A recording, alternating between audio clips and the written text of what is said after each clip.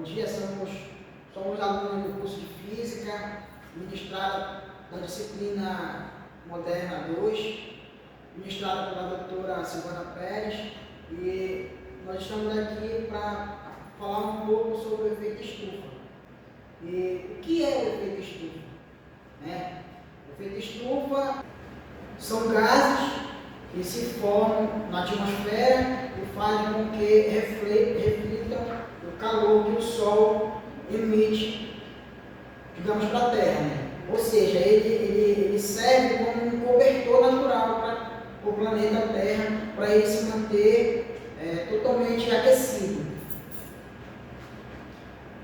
Bom dia, me chamo Anderson, estou no curso de Física. Vou falar um pouquinho sobre a importância do efeito estufa lá na Terra. Sem o efeito estufa na Terra, não existiria vida, porque a nossa Terra ficaria muito fria. E por isso, o efeito estufa é muito importante na nossa Terra. Vou falar um exemplo aqui, por exemplo, do planeta Marte. O planeta Marte, ele não tem vidas por quê? Porque ele não tem atmosfera, não tem o efeito estufa. À noite, ele é muito frio, chegando até 180 graus abaixo de zero, e de dia muito quente. E também vou dar outro exemplo, por exemplo, aqui na Terra. Já vi um carro estacionado num certo ponto, numa rua, pegando uma instalação. Uma hora de tempo você vai lá, se você não abaixar o ouvido do carro ou ligar o ar-condicionado, você não consegue ficar dentro, porque fica numa verdadeira estufa, muito quente. Então, por isso que o efeito estufa é muito importante na Terra para nós, para todos.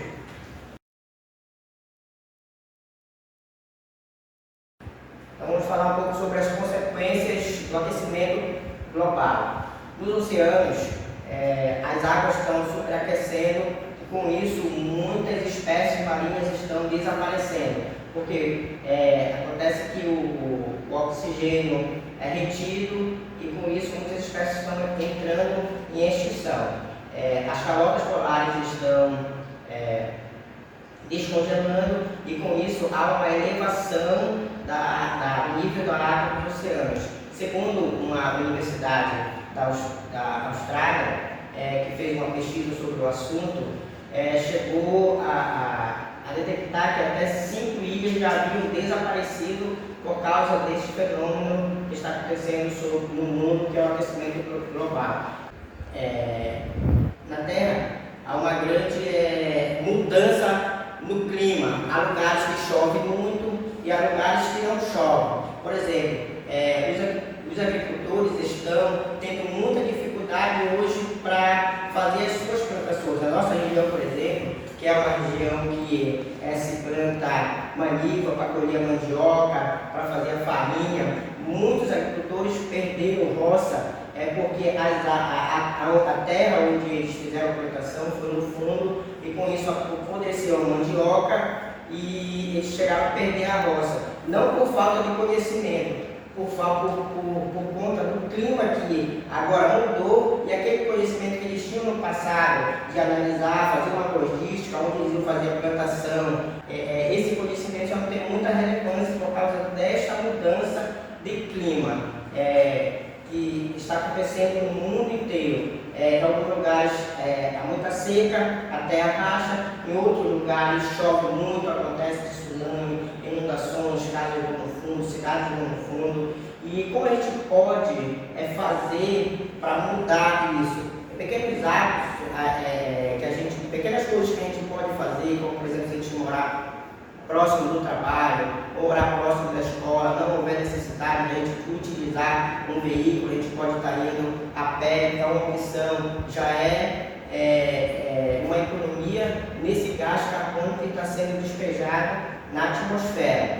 E da onde vem essas informações? Há uma organização científica e política chamada IPCC, que ela é responsável por coletar esses dados e essas informações sobre esse movimento do aquecimento global e o que está acontecendo no mundo inteiro. Então, segundo essa organização, eles já conseguiram a informação de que aumentou o aquecimento cerca de 1,5 graus.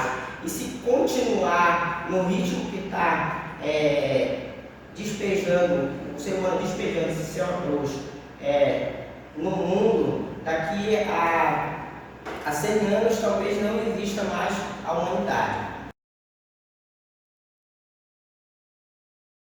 Então, como a radiação do corpo negro está relacionada ao efeito estufa? Na realidade, a gente tem que se perguntar o que é corpo negro. Em tese, o corpo negro ele nada mais é do que um corpo que absorve a radiação solar, né, os raios do Sol, e ele converte esse raio em calor, certo? Então, tem alguns gases que têm essa função. Esses gases eles estão na atmosfera da Terra, eles absorvem a radiação solar e eles convertem isso em energia térmica, aumentando a temperatura da Terra, certo? Então, o corpo negro ele tem essa função. Quando a radiação solar toca nele, ele pega essa radiação e ele converte isso em temperatura. Ele aumenta a temperatura da Terra, certo? Em condições normais, isso seria ótimo, porque o efeito estufa, o planeta Terra, na verdade, ele não consegue existir sem o efeito estufa. Desde os primórdios da história da humanidade, o efeito estufa é essencial para que haja vida na Terra, né? O problema é o aumento da temperatura causado por gases que são liberados, como dióxido de carbono, como metano, que funcionam como corpo negro. Eles absorvem a radiação do Sol, né? Eles absorvem os raios solares e convertem isso em calor, aumentando a temperatura da Terra. Quando a gente imagina o ciclo do carbono, a gente tem que imaginar o seguinte: o carbono está presente em cada um de nós, está presente em mim, está presente nele, nesta mesa, nessa cadeira, em tudo que a gente pode ver. Se a gente entrar, por exemplo, numa célula, dentro da célula a gente vai encontrar uma molécula, né? E na molécula a gente vai ter 6 carbonos em cada molécula do ser humano, por exemplo. 6 carbonos em cada molécula aproximadamente. Beleza. O que acontece? Como é que o ciclo do carbono se desenrola? A gente vai ver o ciclo do carbono vamos pegar a fotossíntese. A planta, ela fabrica a sua alimentação através da fotossíntese, certo? Como é que isso acontece? Ela pega 3 elementos. Ela pega os raios solares, ela pega o dióxido de carbono que está no ambiente, na atmosfera, e ela pega a água. E ela transforma isso em 2 elementos. Quais são os 2 elementos? Ela transforma em oxigênio, gás oxigênio, e ela transforma em glicose, né? A glicose ela é rica em carbono também. A fórmula da glicose é C6H12O6. Ela tem 6 moléculas de carbono. A glicose tem 6 moléculas de carbono na sua composição. E a glicose serve de alimento para a planta. Então, na medida que acontece esse processo de transformação, no processo de fotossíntese, onde a planta ela fabrica a sua alimentação e dentro da alimentação tem o carbono, então a planta ela se enriquece de carbono, certo? Note que isso aí é um ciclo. Primeiramente, o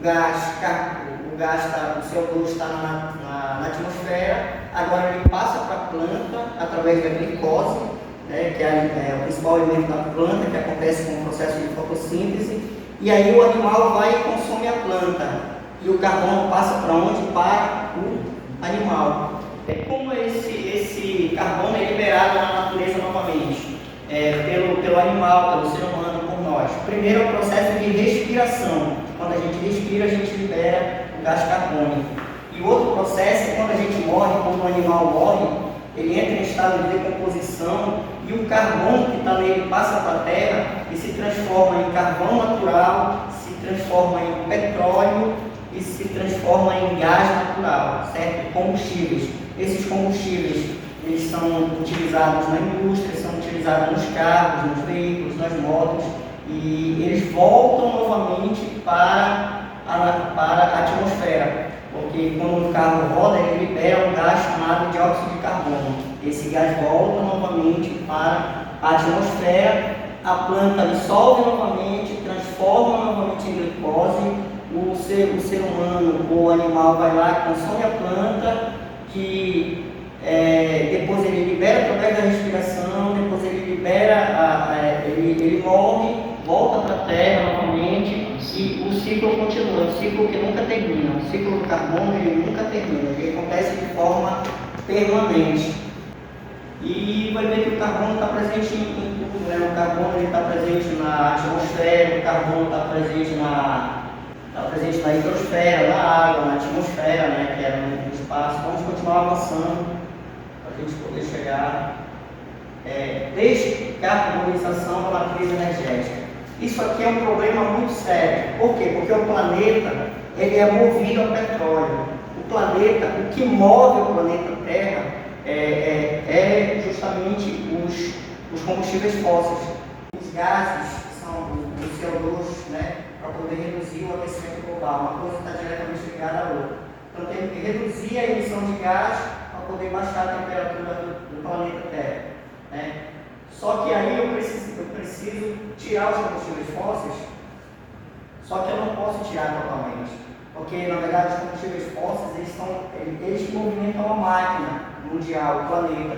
Imagine milhares e milhares e milhares de carros, milhões de carros que circulam diariamente pelo planeta Terra sem gasolina. O planeta se tornaria um caos. Né? Eu não tenho mais a movimentação do planeta, eu não tenho mais transporte de mercadorias, as indústrias param de funcionar, todo o efeito em cadeia negativa. Então eu não posso tirar totalmente os combustíveis fósseis, né, para poder baixar a temperatura. O que eu posso fazer? Trabalhar em novas matrizes energéticas. Por exemplo, eu posso construir grande quantidade de carros elétricos, né, para eu poder diminuir a quantidade, tirar da rua a quantidade de carros que são movidos a combustível. Isso aí, com certeza, causaria um impacto positivo muito grande. O problema disso é que isso custa muito caro, né? Envolve toda uma série de pesquisa e ainda é muito caro. E ainda não, o carro elétrico ele ainda não pegou no planeta, né? A gente vê que tem poucos carros elétricos ainda circulando. Acho que isso se dá por conta a bateria do carro não é tão potente, né? Então não consegue viajar uma longa distância E o custo também. Então o custo é muito alto. Então, o que acontece aqui, ó, tem que trabalhar o quê? A tecnologia, a eficiência energética. Na verdade, tem que inserir mais a tecnologia. O carro, a eletricidade é bacana. Deixa eu investir nisso, dá legal. Então, investir em energia limpa, né? Aquelas energias eólicas, né?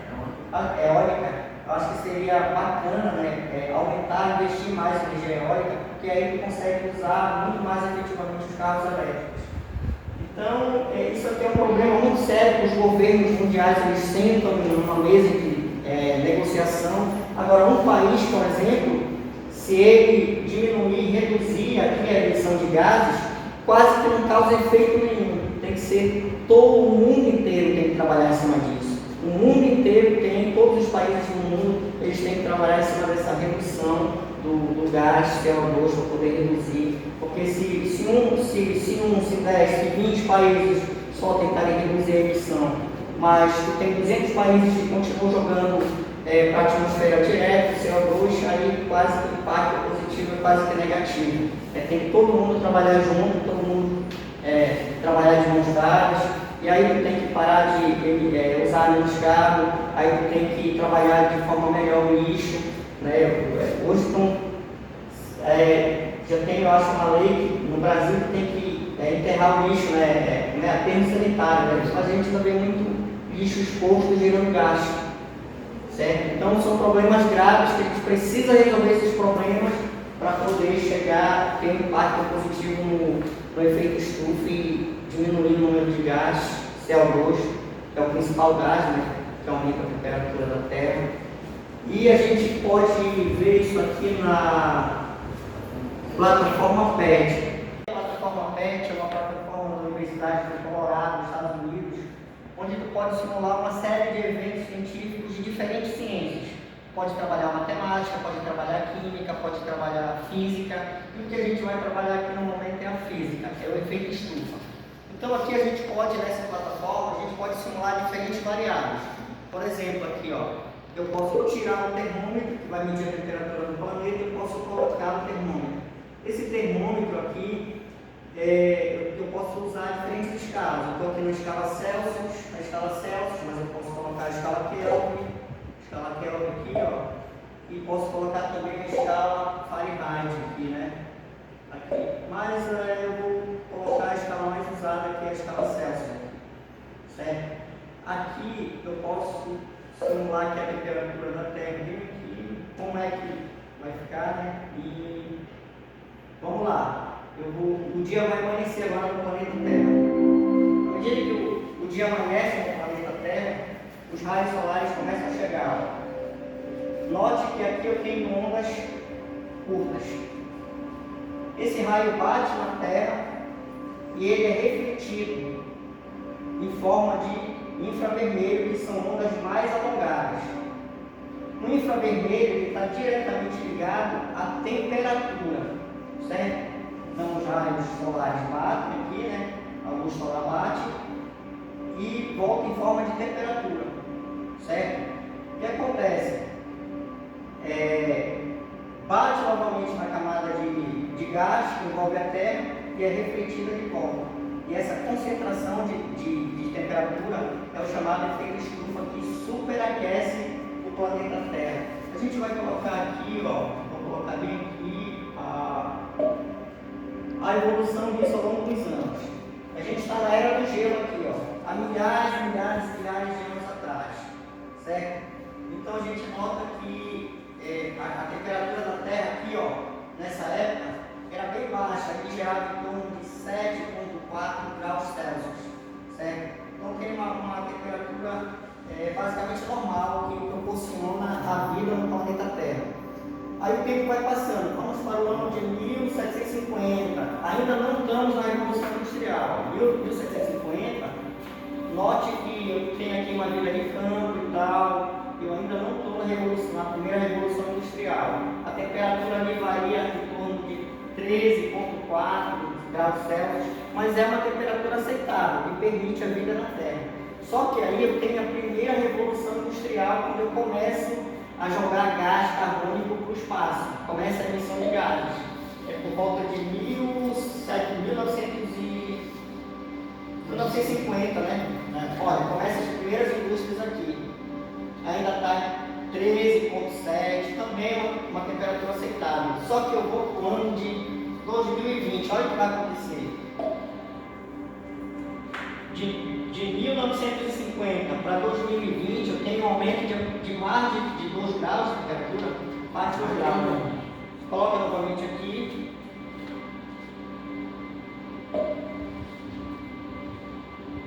A temperatura vai cair, porque, olha, 13,9 graus em 1950. Quando eu vou para 2000, a temperatura vai aumentar para 14,2. Aproximadamente 2 graus, né? O que influenciou esse aumento de temperatura? Entre o ano de 1950 a 2020, a emissão de gases provocada pela indústria, pelos carros, pelos combustíveis fósseis, pelo lixo exposto. E a tendência aqui é só aumentar. Então a gente vai ficando cada vez mais numa zona crítica. Eventos sem precedentes podem acontecer, movidos pelo aumento da temperatura, pelo aquecimento global, que está diretamente ligado à ação humana, né? Então, para finalizar, quero dizer que é importante, é de fundamental importância a gente criar um pouco mais de consciência e começar a trabalhar isso de forma mais efetiva, energia limpa, né? A gente trabalhar um pouco mais em lixo e a gente procurar também se inserir em grupos, eu acho, na universidade, em escolas públicas e privadas, em grupo de pesquisa que venha melhorar a matriz energética. Né? A gente não pode deixar só o governo esse problema, não pode deixar só os governantes sentarem numa mesa de debate e decidir o nosso futuro. A gente tem que tomar uma posição também, tem que sentar também na mesa de negociação, tem que dar ideia, tem que mudar e todo mundo tentando mudar, de mãos dadas a gente consegue mudar essa realidade para que um dia nossos filhos e netos tenham um planeta mais saudável, para que eventos como catástrofes, enchentes, a gente está vendo no Rio Grande do Sul atualmente, né? uma enchente que inundou boa parte da cidade, tem gente desaparecida, a gente tem que diminuir isso aí. Eu quero agradecer primeiramente a professora, a doutora Silvana Pérez, do curso de Física Moderna 2, quero agradecer a nossa tutora e os meus colegas que estão aqui,